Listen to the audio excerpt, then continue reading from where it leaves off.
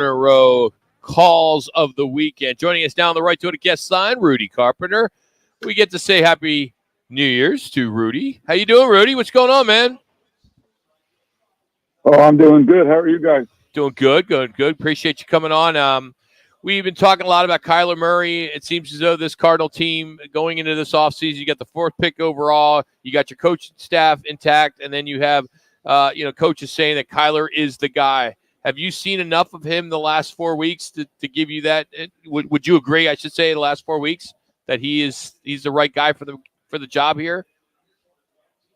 I always found that an interesting topic of conversation, and I thought it was pretty funny how, everybody's been talking about this. The fact of the matter is they got a bunch of money invested in this guy. Yeah. Like, I don't think they're willing to have all that dead money just, go off to the side and pretend that they're going to go start over or something. And they just signed this guy to a brand new contract worth about $225 million. They decided on that day when they signed him to the extension that he was going to be the guy moving forward for the foreseeable future.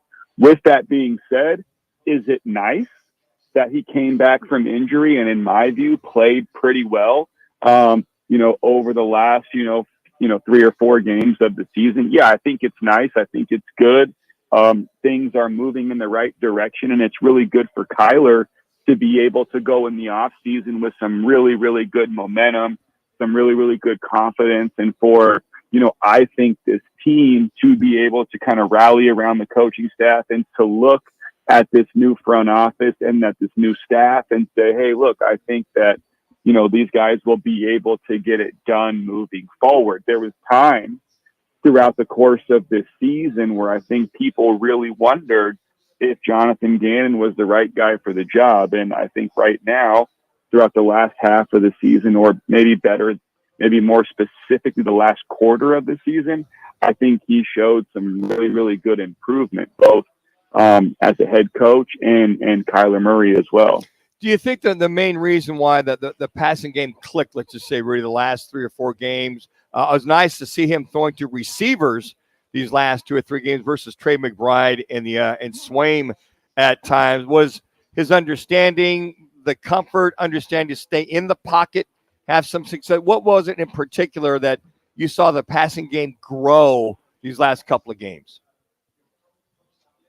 Well, I think it's all of it. It is really, really, really difficult to come off of an injury, step in the starting lineup, and just start playing well, right? Playing quarterback, you have to be able to play with good anticipation.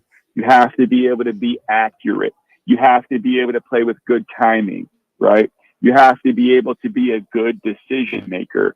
And all of those things they're not easy to do. One of the things, I'm a really big boxing fan, and one of the problems we see in boxing lately is that the best fighters on the planet aren't fighting very much. And because they're not fighting very much, they have what people would call ring rust, right? And to me, I think that ring rust can happen to quarterbacks. You can get rusty when you're not in the game. You're not used to getting hit. You're not used to having guys in and around your feet, falling down and moving around. You're not used to standing in the pocket and delivering the ball on time with good accuracy and good anticipation when you got humongous guys in your face trying to tear your head off. Those things, they really aren't easy. It's also not easy trying to get the timing of all the guys you're playing with when you're not able to practice with those guys on a day in, day out basis. So it became really tough. But to me, I think the other thing is, and this is no dig against Zach Ertz. Zach Ertz is a really good football player. He's earned, the reputation in the NFL that he's had, but he was also a declining player.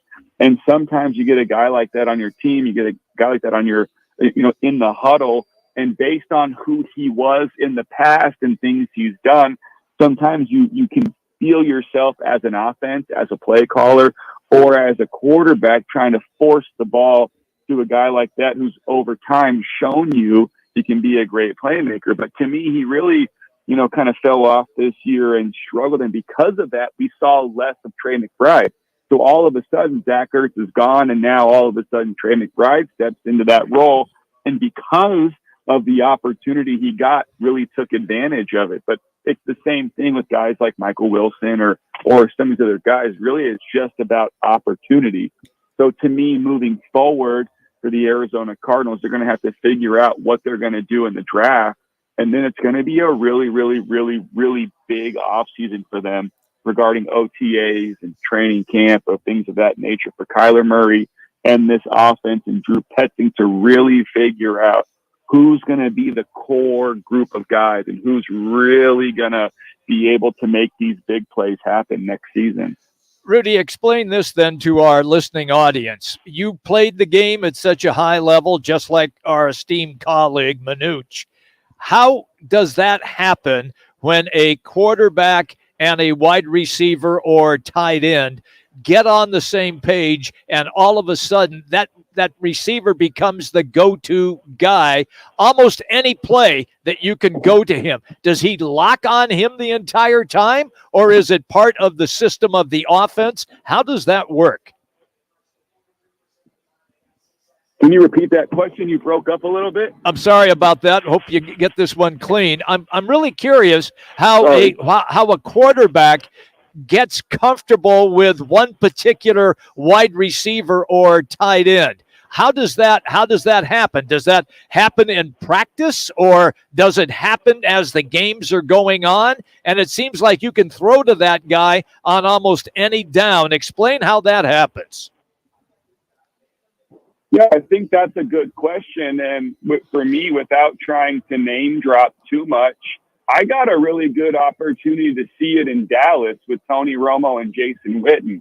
We had a lot of really good other players, guys like, Miles Austin, guys like Patrick Creighton, even Cole Beasley. We had guys like Dez Bryant. But at the end of the day, Tony Romo was very, very, very, very, very comfortable with Jason Witten. And he would feed Jason the ball over and over and over and over in all situations. And the reason why, the reason why that is, because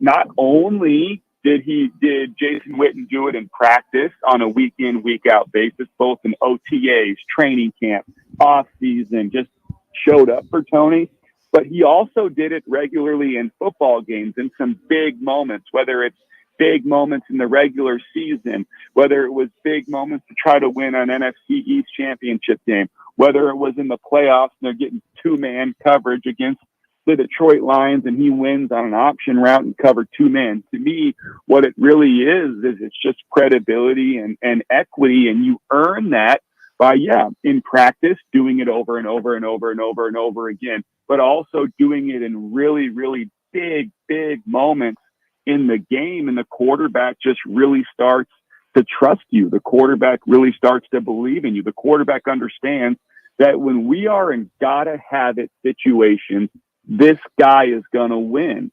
And for Tony, that became, Jason Witten. And a lot of times we saw a ton where Dez Bryant would be totally, totally frustrated by that, considering what a great player, Dez Bryant was. But to me, Jason Witten earned that.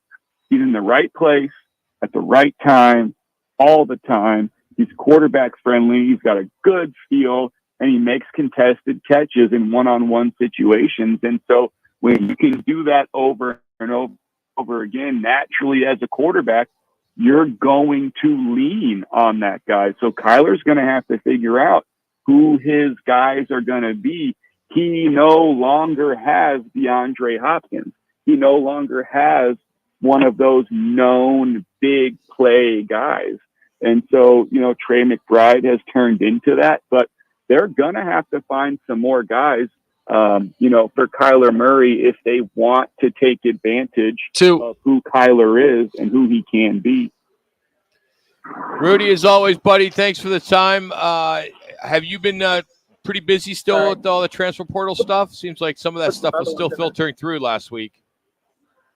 Oh yeah, I've been super busy, crazy busy. We're gonna crazy busy, but life is good. We just signed Johnny Wilson, old ASU receiver. We just signed Jermaine Burton, the Alabama wide receiver. For my agency, those are two guys that we feel really good about. Jermaine was a great player the last few years at Bama and Georgia. Johnny had a great career at ASU and Florida State, and we're super excited about him. And we're waiting on McMillan, the University of Washington wideout. Wow, we'll get to see him tonight, right? Yeah, that's it. Hey, real quick as we let you go, Michigan or Washington?